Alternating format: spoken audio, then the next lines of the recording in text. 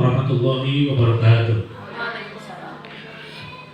Baik, terima kasih kepada Ibu Pengawas dan Kepala Sekolah yang telah mengizinkan saya untuk melaksanakan diseminasi tentang budaya positif yang akan kita laksanakan nanti di sekolah. Sebenarnya budaya positif ini sering, bahkan setiap hari kita berikan. Namun apakah ini termasuk budaya positif atau tidak, kita belum memahaminya secara jelas, gitu kan ya. Kemudian kepada rekan guru juga yang bisa berkesempatan hadir, terima kasih. Ya, kita di sini diskusi atau ngobrol nyantai saja. Ya, intinya mudah-mudahan materi yang saya sampaikan bisa dipahami secara jelas, tentunya bisa diaktualisasikan dalam keadaan kegiatan pembelajaran sehari-hari di sekolah. Baik, budaya positif. Sebelum kita memulai diskusi ini,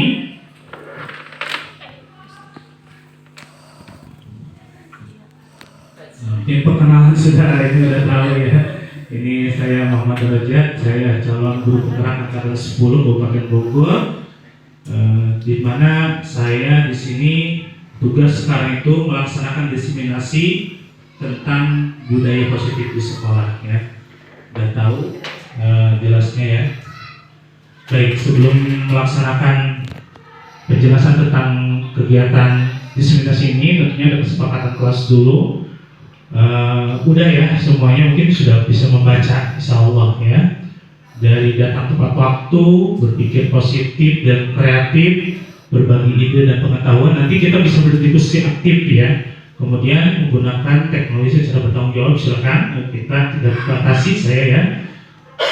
Silakan gunakan saja, kita diskusi sambil nyantai saja.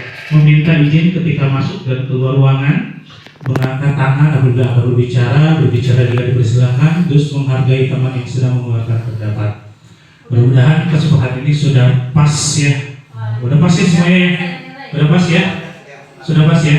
Alhamdulillah. Baik, kita mulai. Apa sih itu budaya positif?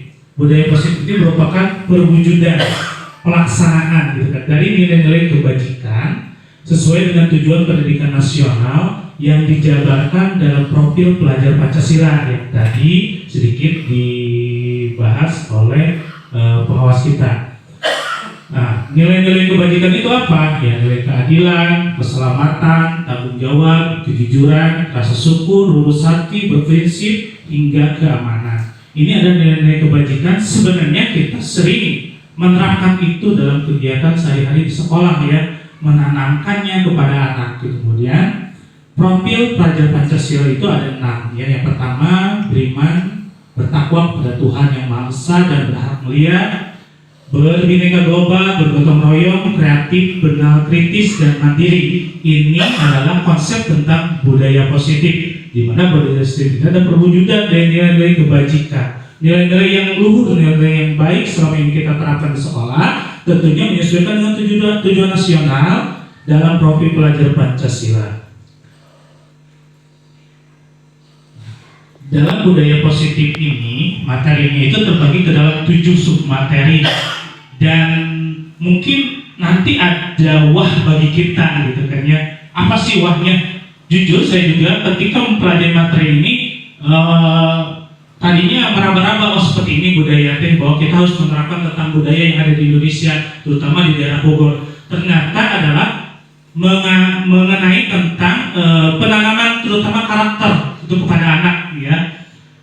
Terutama bagaimana cara kita menciptakan budaya positif. Yang pertama adalah perubahan paradigma. Ya, kemudian penerapan disiplin positif. Yang ketiga, motivasi perilaku manusia, kebutuhan dasar manusia. Kelima, posisi kontrol restitusi. Dan keenam, keyakinan jelas. Ketujuh, segitiga restitusi. Walaupun saya pernah lihat di semua kelas itu ada keyakinan kelas. Mudah-mudahan Ibu sudah tahu apa itu keyakinan kelas ya, dan penerapannya sudah dilakukan gitu kan ya. Kemudian, nah kita bahas satu persatu. Paradigma perubahan. Paradigma perubahan menurut Stephen R. Covey ya, Principle Centric Leadership tahun 1991 mengatakan bahwa bila kita ingin membuat kemajuan, perlahan pelan sedikit ubahlah sikap atau perilaku Anda. Betul ya? Kalau kita ingin bisa teknologi, ubah sikap kita, yaitu harus dekat dengan teknologi. Sedikit-sedikit kita pelajari dengan yang paling mudah dulu, gitu kan ya. Kemudian, namun bila kita ingin memperbaiki cara-cara utama kita, maka kita perlu mengubah kerangka acuan kita, ya. Ubahlah bagaimana Anda melihat dunia, bagaimana Anda berpikir tentang manusia, ya. Ubahlah paradigma Anda, skema pemahaman dan penjelasan aspek-aspek tertentu tentang realitas. Intinya ketika kita ingin memberikan pembelajaran misalnya berbasis teknologi kepada anak, maka kita harus benar-benar merubah cara kerja kita kepada anak, di mana kita hanya bisa bermodalkan media cetak. Sekarang kita memanfaatkan perkembangan teknologi secara nyata, gitu kan ya. Itu pun harus ada sinkronisasi antara guru dengan peserta didik, dan tentunya kolaborasi dengan pihak sekolah dan orang tua. Itu tentang paradigma perubahan, bahwa kita itu harus selalu berubah, jangan diam saja, gitu kan ya. Dilanjutkan, nah baru kita menuju ke materi yang kedua, disiplin positif. Diane mengatakan bahwa arti dari kata disiplin, ya, apa sih disiplin itu? Mungkin ibu-ibu udah pada tahu disiplin itu apa sih? Pernah menerapkan disiplin? Pernah menerapkan disiplin ya? Pasti pernah menerapkan disiplin. Bayangan kita apa disiplin itu? Taat pada aturan, datang tepat waktu, gitu kan ya. Ketika kita pelajari arti sesungguhnya dari kata disiplin itu adalah dari kata disiplin, juga berasal dari kata akarnya yang sama dengan disiplin atau murid pengikut. Ternyata disiplin itu punya arti sendiri secara bahasanya, yaitu murid atau pengikut. Berarti murid kita bisa disebut disiplin, gitu kan ya. Baik. Diane juga mengatakan bahwa disiplin diri dapat membuat seseorang menggali potensinya menuju kepada sebuah tujuan, sesuatu yang dihargai dan bermakna. Ini ya, jelas kalau kita bisa disiplin dalam pembelajaran, disiplin dalam bekerja, tentunya dapat menggali potensi yang ada di dalam diri kita ya.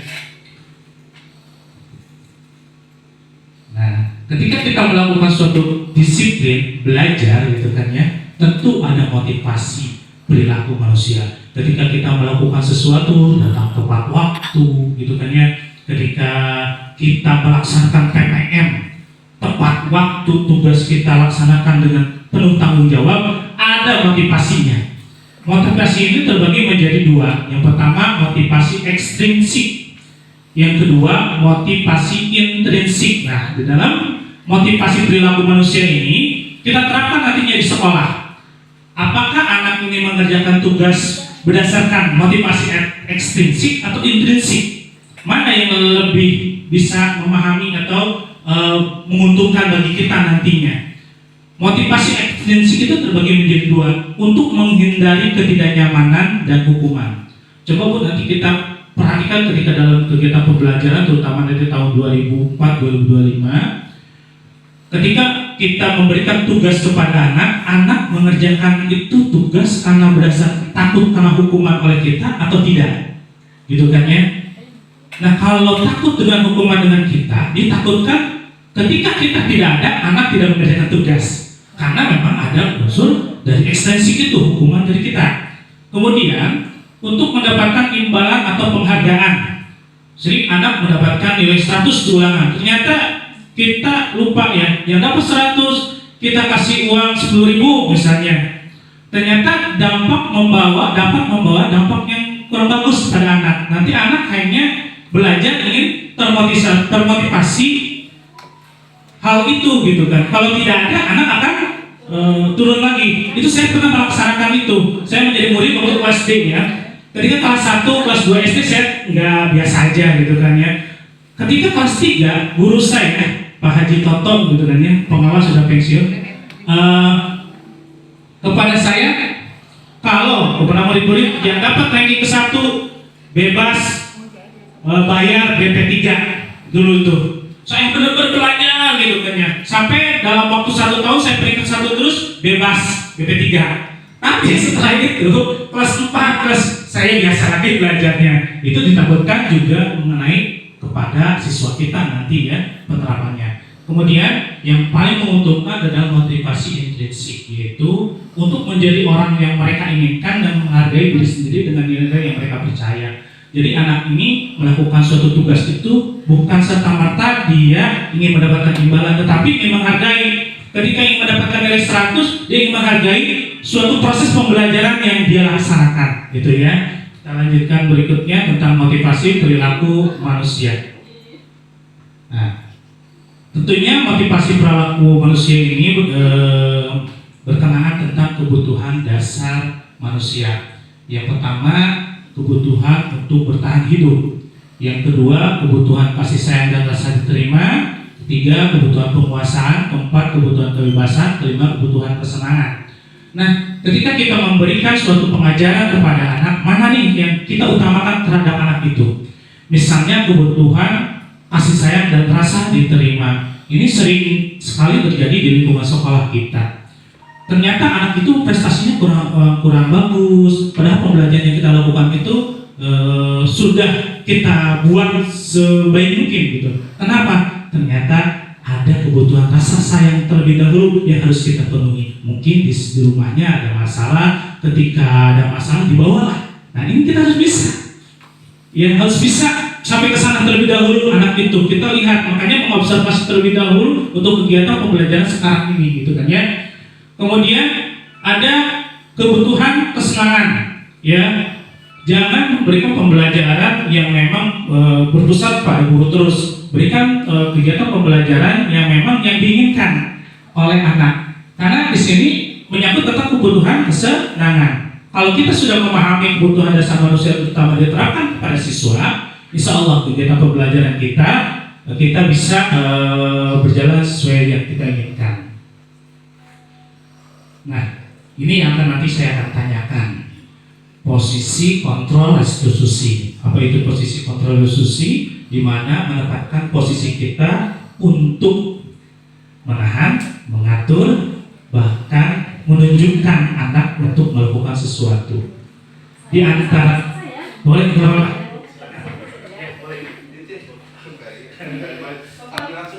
ada 5 sebagai penghukum, sebagai teman, pembuat merasa bersalah, sebagai pemantau, dan satu lagi sebagai manajer. Dari kelima posisi ini, saya mau bertanya ya kepada ibu, boleh ataupun bapak, kira-kira kita pernah melaksanakan di kelas itu posisi kita sebagai yang mana? Sebagai teman. Sebagai teman. Sebagai pemantau. Sebagai pemantau.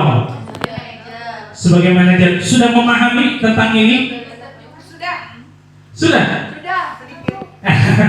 Kebanyakannya yang mana ya? Coba. Sebagai penghukum. Teman. Sebagai penghukum. Betul. Yang saya laksanakan juga di kelas 6. Yang terlambat kita hukum suruh push up. Teman kenapa teman? Salah satu itu seperti teman ya, ngomong. Oh ngomong ya, oke. Kelas 1. Dari posisi restitusi ini, yang paling harus kita laksanakan hanya ada satu. Mungkin Pak Askom sudah tahu, yaitu sebagai manajer. Nanti ada prakteknya di akhir. Kenapa sebagai penghukum? Karena sekarang itu tidak boleh katanya. Walaupun anak tidak mengerjakan, kita hukum melaksanakan tugas atau push up, katanya tidak boleh. Sekarang sebagai, nanti caranya kita lanjutkan. Sebagai teman, menganggap nanti zaman sekarang tuh anak ketika kita dianggap menjadi teman, mungkin di kelas 1 masih bisa diterapkan ya Bu ya. Tapi kelas tinggi ternyata benar yang saya rasakan gitu. Anak ketika itu bukan apa ya, bukan takut sama kita, tetapi apa sih gitu? Kayak yang melunjak gitu kan ya. Kayak gimana gitu. Terus membuat rasa bersalah ini adalah, misalnya contohnya si A tidak mengerjakan tugas. Kita begini ngomongnya, kenapa sih kamu tidak mengerjakan tugas? Pak, Bapak sudah kasih penjelasan secara detail. Kamu gimana sih? Kamu gak akan maju loh nanti. Itu, gak boleh itu. Jadi ternyata benar. apa yang kita pernah laksanakan tentang ini tuh luar biasa pengaruhnya. Kemudian sebagai pemantau, kalau pemantau itu kita cek aturan yang ada di sekolah kita apa saja. Kadang-kadang kita sering melaksanakan itu di upacara ya gitu kan. Sejenak di saya juga gitu, Allah benar ya seperti itu. Emang dampaknya apa kepada anak gitu kan ya? Hal sepele padahal dalam melaksanakan ini ternyata anak bisa jadi murung, bahkan ketika di upacara anak membuat rasa malu mereka, bahkan dibully oleh teman-temannya gitu kan ya. Oh dampaknya seperti itu. Maka yang perlu kita lakukan adalah sebagai manajer, yaitu mengontrol murid dengan mempersiapkan untuk bertanggung jawab dan mendukung solusi. Jadi nanti berkaitan dengan yang materi yang selanjutnya. Di sini adalah kita memberikan kebebasan anak untuk bisa menganalisis istilahnya ya, menentukan apa sih yang mereka yang sudah diperbuat, lalu kenapa mereka membuat itu, melakukan kesalahan tersebut, kemudian hal apa yang harus diperbaiki. Jadi kita berikan kepada anak untuk mencari solusi anak sendiri, kemudian nanti dikuatkan oleh kita selaku guru. Namun dampaknya, ada juga dampaknya. Kita sering berpendapat dengan teman-teman juga, kalau bagaimana kalau anak sering melakukan tersebut karena tidak ada hukuman, gitu kan ya, tidak ada teguran dari kita, maka berikanlah kepada bimbingan konseling khusus katanya. Kita harus meningkatkan kolaborasi kita dengan orang tua supaya apa yang dia lakukan, hal-hal negatif yang terus dia lakukan bisa tidak muncul lagi. Itu terkait tentang posisi kontribusi dari kelima ini yang harus kita lakukan. Yang terakhir yaitu tentang sebagai manajer ya, mudah-mudahan kita bisa menerapkannya ya di kelas masing-masing terutama. Nah ini yang saya lihat di perkelas kemarin, ternyata sudah ada keyakinan kelas gitu kan. Ini luar biasa penerapannya, ada aturan kelas, ada keyakinan kelas. Nah ketika ditanya nih kepada guru ini sekarang saya nih untuk kedepannya, boleh aturan kelas atau keyakinan kelas? Sekarang yang ada di kelas aturan kelas dulu. Terus boleh ada aturan kelas atau keyakinan kelas sekarang? Kalau sudah ada aturan baru keyakinan ya. Baik, betul. Keyakinan muncul dari aturan kelas, tetapi yang muncul di tempat-tempat kelas kita atau di sekolah kita yang muncul ada tentang keyakinan kelas. Kenapa aturan kelas? Aturan yang namanya aturan itu takut mengikat anak sehingga anak tidak bisa bergerak. Kebutuhan 5 dasar kebutuhan manusia tadi mungkin tidak terpenuhi, adanya kebebasan. Makanya kita berikan keyakinan kelas supaya anak itu bisa menentukan apa yang mereka akan lakukan di sekolah kita atau di kelas kita. Kita bahas dulu aturan kelas, seluruh aturan kelas yang telah disepakati untuk dilakukan oleh seluruh warga kelas. Bisa dilihat contohnya. Sedangkan keyakinan kelas, pernyataan-pernyataan universal yang dibuat dalam bentuk kalimat positif. Jadi perbedaannya adalah di situ aturan kelas itu sering kita menuliskan kalimat negatif. Misalnya tidak boleh datang terlambat, gitu kan ya. Kemudian jangan ribut ketika belajar berlangsung. Hal itu kita ubah ternyata melalui keyakinan kelas. Yang pertama, datang tepat waktu, gitu kan ya. Belajar dengan nyaman, aman, dan damai. Hal ini, pemilihan ini gak serta-merta kita harus buat ya dengan asal, gitu kan. Tapi terus memperhatikan nilai-nilai kebajikan universal. Kita telangan dulu ya. Datang tepat waktu. Halo? Bisa ya, datang tepat waktu. Kira-kira nilai kebajikan universalnya apa? Datang tepat waktu. Nih, ada tuh di not. Itu. Tanggung jawab. Selain tanggung jawab apa?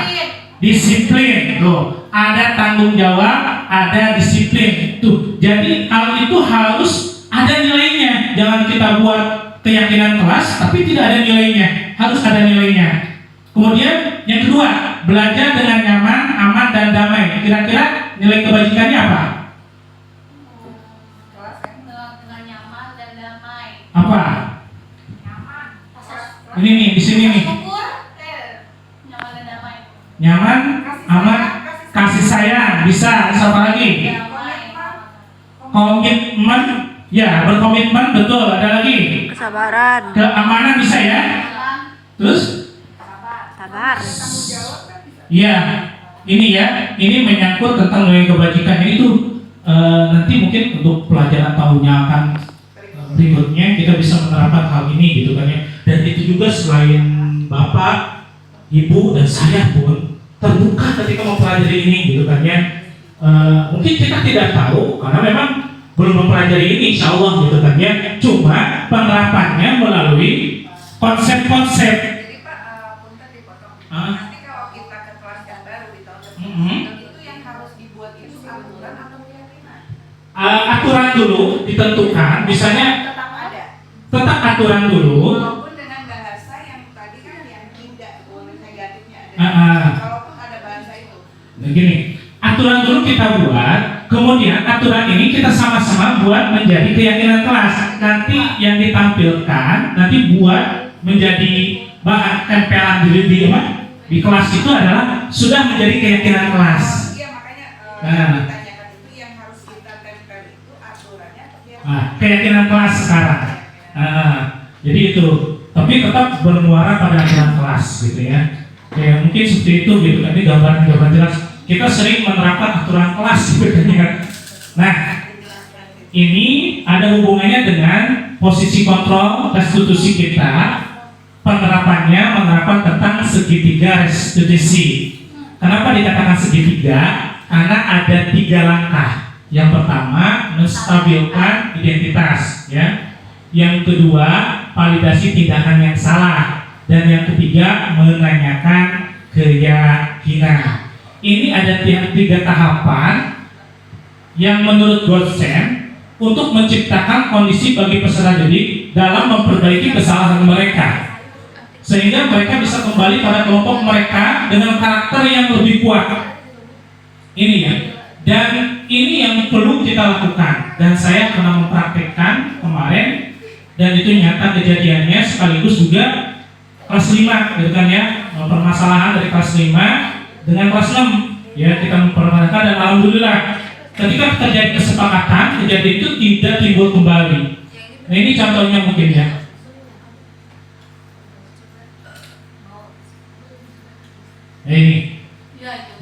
Ini kalau sekarang ada segitiga, saya ditakutkan ininya ya, nggak ada suaranya ya, nggak ada suaranya. Mungkin nanti bisa saya kasih linknya ya tentang skenario penerapan segitiga restitusi. Di sini guru memberikan kenyamanan kepada anak dalam diskusi. Tentunya tidak diskusi di kelas ya. Ketika anak melakukan suatu permasalahan, maka bagusnya kita sediakan tempat yang nyaman, kita ngobrol dengan nyaman, diskusi. Bahkan pertamanya anak ini tegang gitu kan ya, tegang ketika kenapa saya dipanggil gitu kan ya. Ini benar praktiknya nyata gitu kan ya. Ketika dibahas coba pernah dilakukan selama seminggu ini, ternyata kan 2 kali latihan mangkir ketika nari gitu kan ya. Dan alhamdulillah setelah dilakukan kegiatan ini, dia hadir terus sekarang ya, hadir terus, dan komunikasi dengan orang tua pun lancar. Asalnya tidak lancar komunikasinya, jarang menginformasikan kegiatan-kegiatan sekolah di kegiatan-kegiatan sekolah kepada orang tuanya, yaitu kakeknya. Permasalahannya ini ya. Tidak tinggal dengan orang tua. Iya, ini Kalau kita kelas 1 Pak, kelas 1 itu apa dia saya bisa coaching 3 itu. segitiga ini bisa Bu, bisa sebenarnya, namun kendalanya anak kelas 1 masih ibu ya, gunakan sesuai dengan fungsi ibu gitu aja. Bagaimana, kan tujuan kita itu adalah berubah, jangan membingungkan. Takutnya ketika melakukan ini anak jadi bingung, gitu kan, ditakutkan seperti ini, gitu kan. Itu yang jadi permasalahan. Karena tujuan kita ingin berubah, lakukan posisi kontrol. Intinya hindari seperti menghukum, gitu, hindari, itu yang tidak boleh, gitu kan ya. Ada lagi?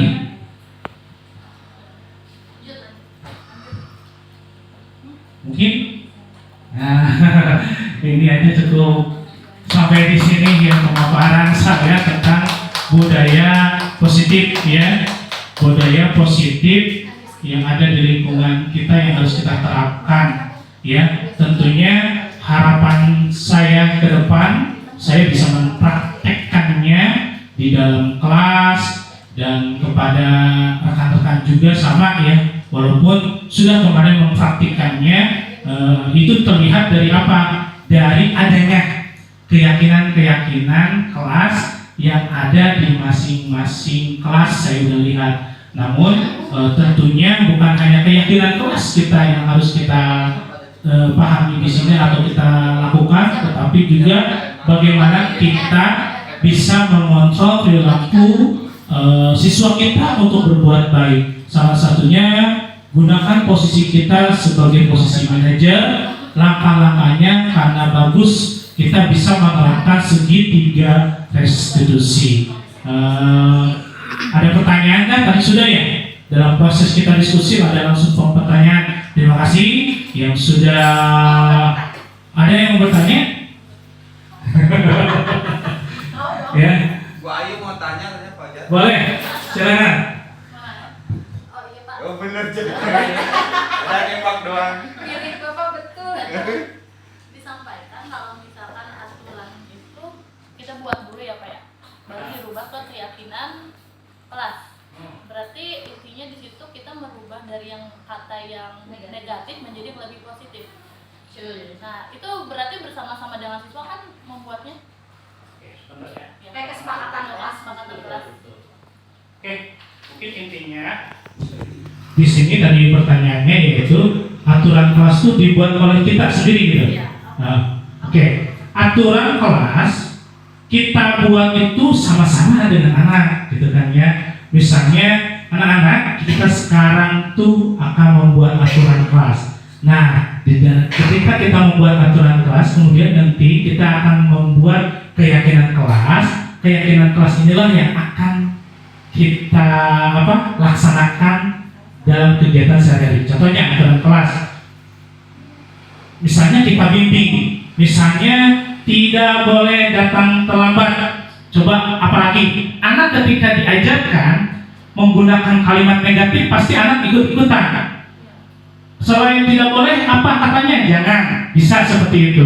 Nah kemudian setelah dibuat minimal tuh bisa 10 atau sesuai dengan keinginan kita bersama anak-anak.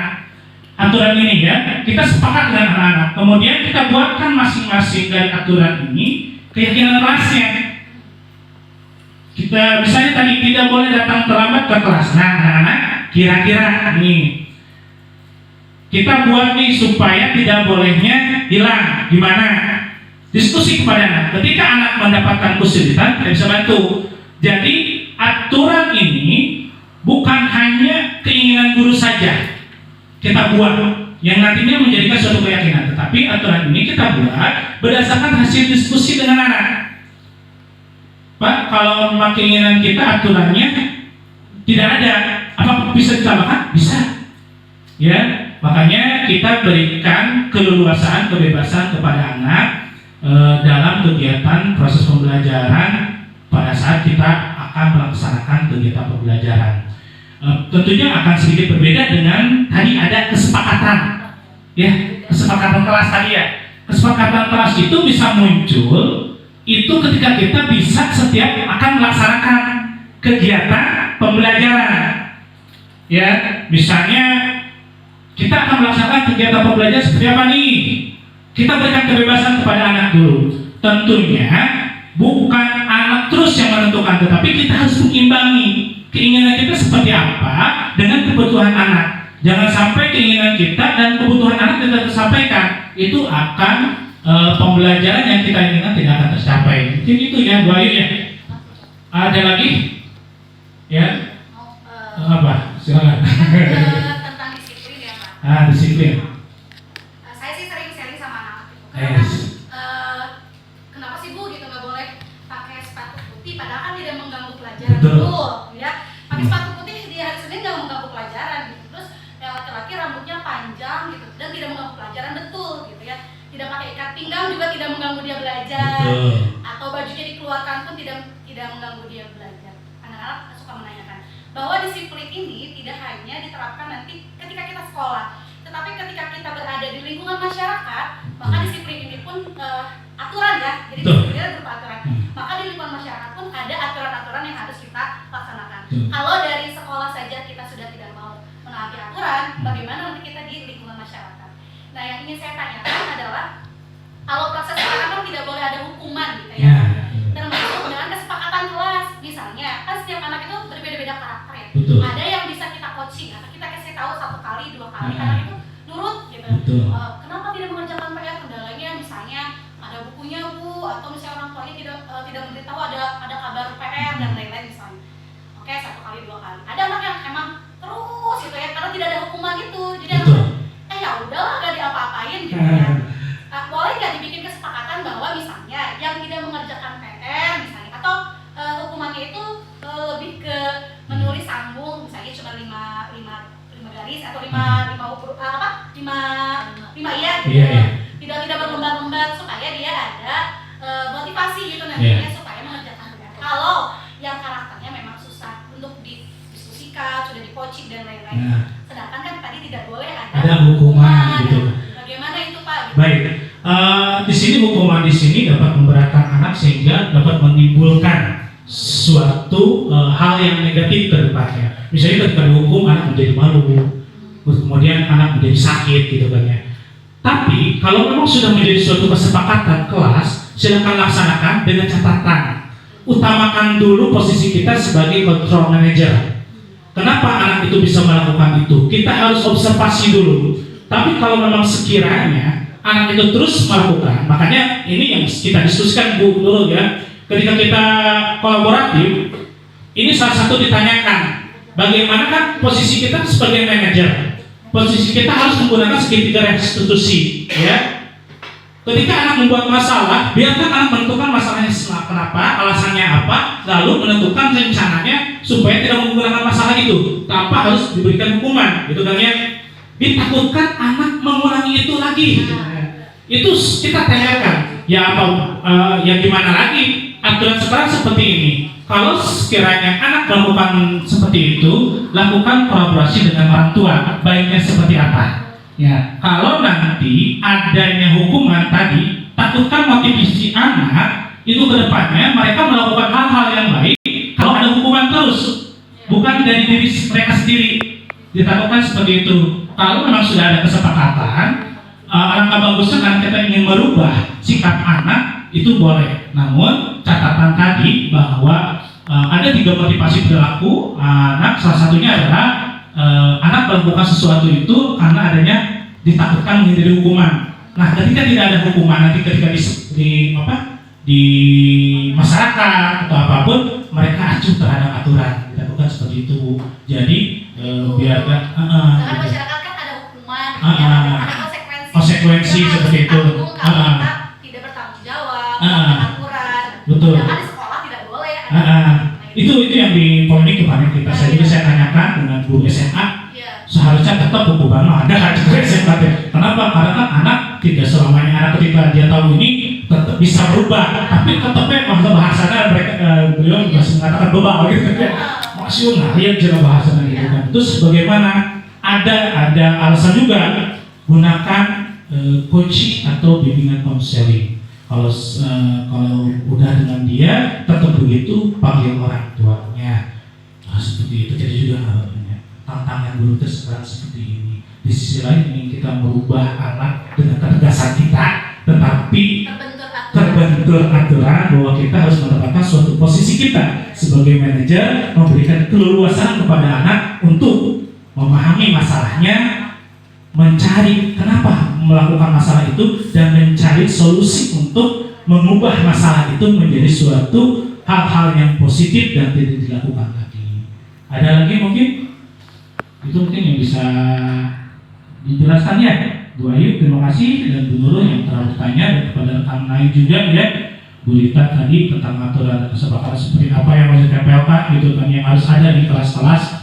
Tapi saya sudah lihat di semua tentunya. Sekali lagi harapan kita bisa menciptakan budaya positif yang nantinya akan merubah paradigma kita tentang pendidikan, bahwa pendidikan karakter itu yang lebih utama menurut kita ya, dan itu adalah udah tujuan nasionalnya. Dan mudah-mudahan segala bentuk pendidikan yang kita berikan kepada anak dalam bentuk anak sesuai dengan kodratnya, yaitu kodrat alam dan kodrat zaman. Anak sesuai dengan pemikiran Ki Hajar Dewantara.